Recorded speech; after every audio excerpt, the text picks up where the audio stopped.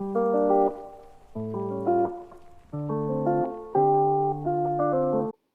everybody, welcome to my review of Queen Sugar.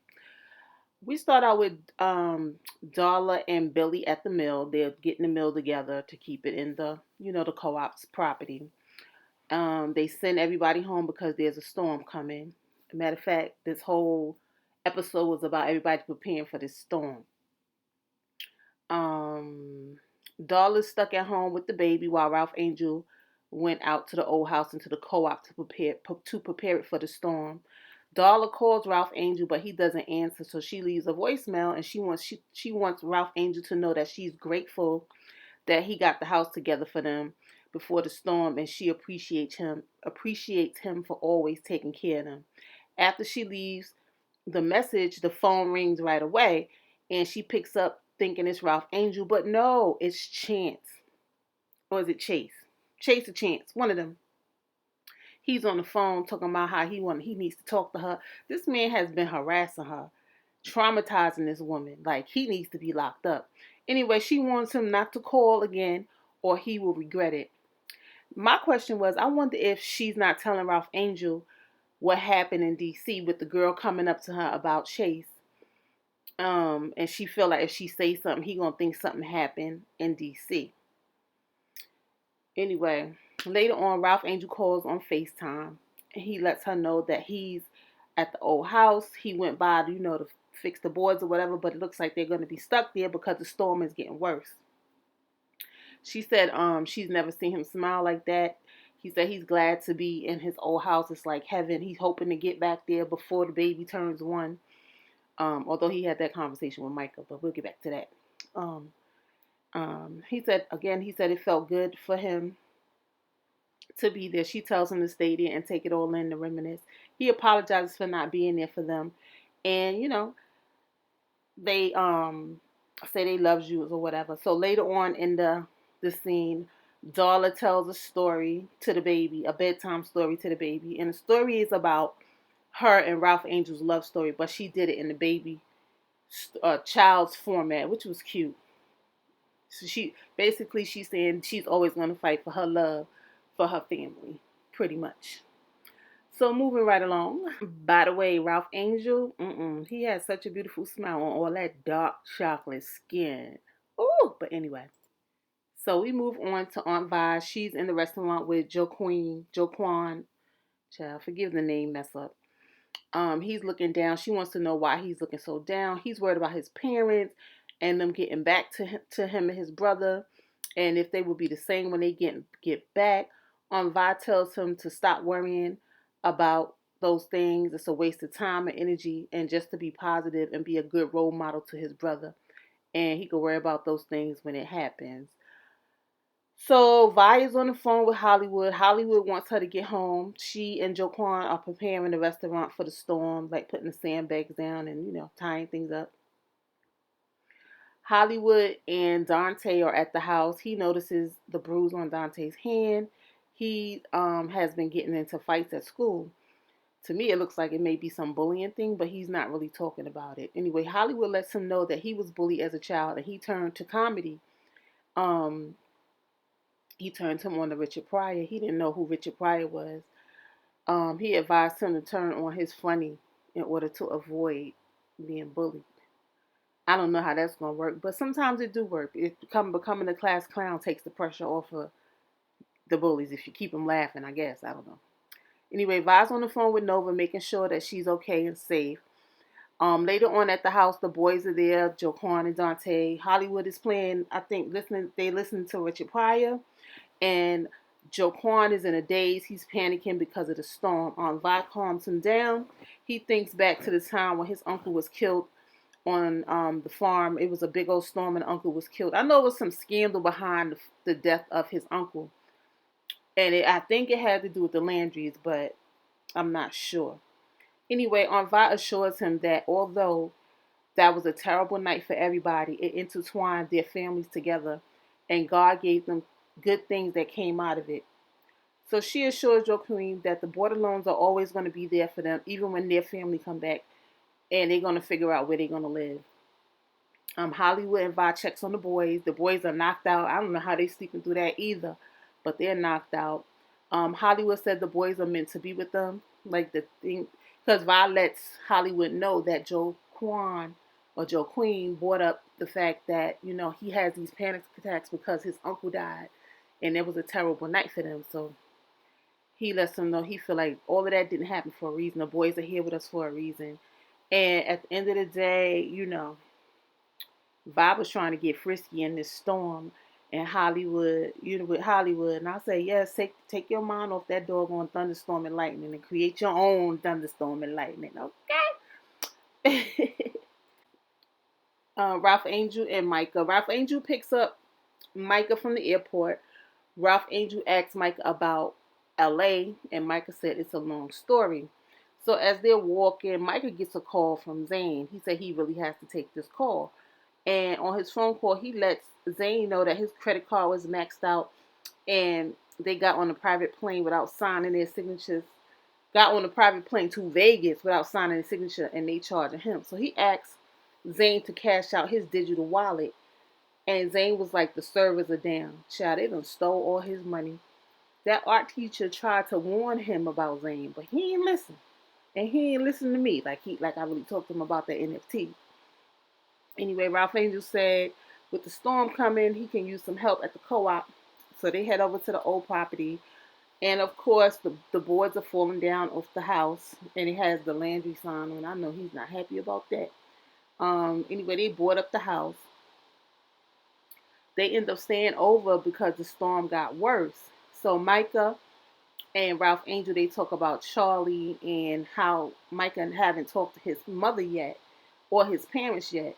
Ralph Angels told him that he's going to have to apologize to his mother and he's going to have to do a lot of kissing ass to make it up to his mom behind that NFT. Told you not to put that damn NFT up. Anyway, there's a knock at the door and the stranger said he's not from around here. Ralph Angel was skeptical, but he opens the door anyway and lets him in. He asks him, is he by himself? He says, yeah. So the guy comes in and introduces himself as Chase. Chase a Chance. Can't remember. They let him in. He gets comfortable. So him and Micah end up talking about how they were in a fraternity. And he gonna say to Ralph Angel, I know you got a lot of women with your country looking stuff. Something like that he said to him. Child, Ralph Angel is fine now. But anyway, he goes off into this tangent about how things change with all this Me Too stuff. He said he remember back in the day he used to meet girls, some drunk girls, and be with them. And he remembered meeting this girl, and the girl claimed he R-word her. And it clicks to Ralph Angel. He was like, what girl are you talking about? And he was like, it's her name Darla. And then Ralph Angel commenced to beating his behind. Okay? So Michael breaks it up, and Ralph Angel telling Ralph Angel, do he want to go back to jail or whatever? So Chase kept saying, I need to talk to Darla, and that made Ralph Angel even more mad. Okay, he went again and Molly whopped him again, tried to choke him out again, and Michael broke that up again. So basically, Ralph Angel was telling him in a roundabout way, you're not from around here, right? There's some spells or something, waters or something, he said to him. And Michael was like, don't do it. He kindly grabbed him up and escorted him out, let him go out in that rain. Now, the only thing I thought was like, if he go out in that rain, is he going to find Darla? Okay. But anyway, he kicked his ass out. So Ralph Angel was upset because he was like, he's worried about his son Blue. Is he going to take his son Blue from him? And he, walks off. And I don't blame him. Like I said, I told Darla, look, I be acting like I know these people. I told Darla she needs to tell Ralph Angel. She should have told Ralph Angel as soon as she came back from D.C. that girl approached her, and that after that girl approached her, Chase started calling her. She should have told him about everything. Girl, what? Don't make yourself relapse behind Chase bullshit. So Billy goes over to Shelly Ann. I keep calling this lady Shelly Ann. Her name is Sandy. Child. Anyway, Prosper went out of town to visit an old friend. So he made Billy promise that she would stay with Sandy until he gets back. Sandy said she prepared the house and everything except the generator. And Prosper called over Benny to handle it. And as she said that, Benny walks in the house. Billy turns around and she's shocked that he's there. Child. Looks like Billy and Benny will be getting to know each other a little better through this storm. Okay. So Sandy was telling her stories about, when she was a younger girl or whatever. Then Benny walks in and Sandy notices how Billy is looking at her. She was like, "You sweet on him." I love them old, how people used to talk back in the day. You sweet on him. Like we say, "Oh, you like him now, don't you?" But anyway, Billy ends up talking about her mother and how her mother didn't listen to her. And Judy, hold on, what did I write here? Hold on. How her mother didn't listen to her and she wished her mother heard her when she told her about Jimmy Dale. Now, if y'all didn't watch, Jimmy Dale was a guy that messed with a lot of young girls in town, and she was one of those young girls. And I feel like she was taken advantage of by him. But everybody, because he was white and she was black, and he told his story, they didn't believe her, they believed him. So they made it seem like she was this fast girl. But anyway, Sandy said, to forgive her mother, that we all fall short, and she wants her to remember her mother in a beautiful light. Remember the good things that her mother taught her, which was great advice. So Miss Sandy says, I wasn't blessed with the privilege of having children. My parents are not here. And she asks Billy to be her maid of honor. And Billy is honored to be the maid of honor. And Sandy says she's glad that they have each other. And that was the end of that scene. Child, Nova and her old thing. Okay. Anyway, Nova's on the phone with Aunt Vi. Aunt Vi is making sure she's getting herself together and that she's okay with being by herself during this storm. So she reassures Aunt Vi that she's good. She's stocked, got food, and she's about to prepare the house. She hangs out with Aunt Vi. She goes to the door, and who's standing at the door? Her old thing. Okay. Now, where he come from? He claims he was in town and he wanted to check up on her. Right. So she was like, "Why are you here?" He said he was in town. So she said, "You show up at my door like that?" He wanted to help her hatch down the house. She turns around, rolls her eyes up in her head and take a deep breath. So she goes out to help him hatch the house. In my head, I'm like, "Girl, don't do it because you're going to get stuck with him in that storm. And he going to have to come in your house. And you know your hot ass, Nova. You might give in. Okay. So I was like, "No, Nova, no." Anyway, next scene we see him in the house. I said, "Lord, child, she done made him some tea, done lit some candles." I said, "Oh my goodness." Anyway, he said he likes what she did to the places like he was never there. And she was like, he told me he didn't mean to say that. She said, "Yes, you did." She said she don't want to discuss them. It's too much with the back and forth that went on between them.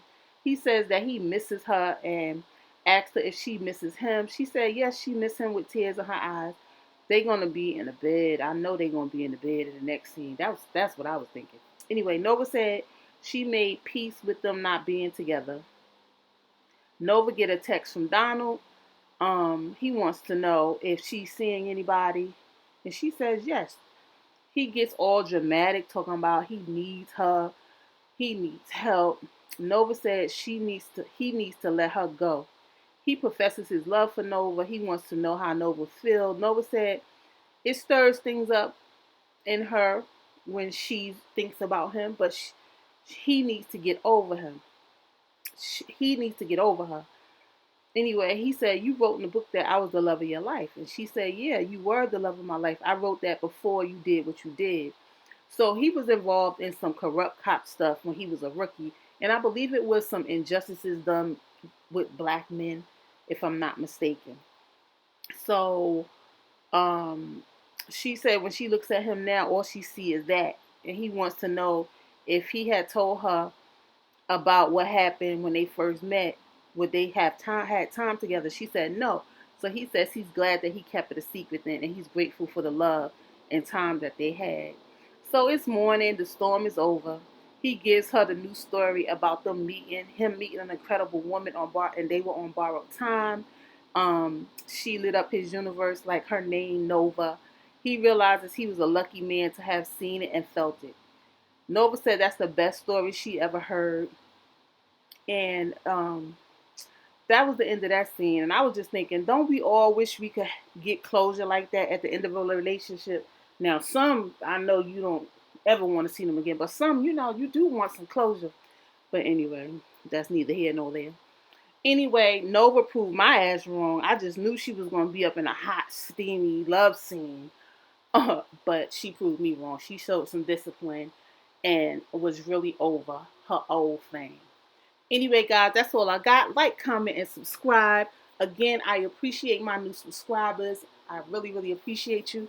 Share the video. Love you guys. Peace.